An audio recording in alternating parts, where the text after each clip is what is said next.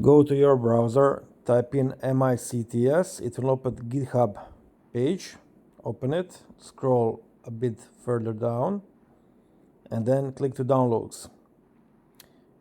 In the downloads, scroll a bit down and find APK file. Click on download. Once the app is downloaded, you just need to install it.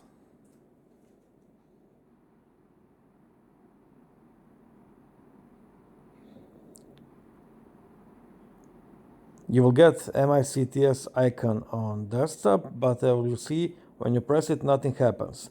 This is why we need to go to the Google app, go to our profile photo, go to settings, and then go to Gemini. Here, accept everything you're asked to accept. Go to screen aware and select none. And then go back and return it to Google. Now when you tap it, it will activate settings for Circle to Search. Just accept everything here and give it a minute.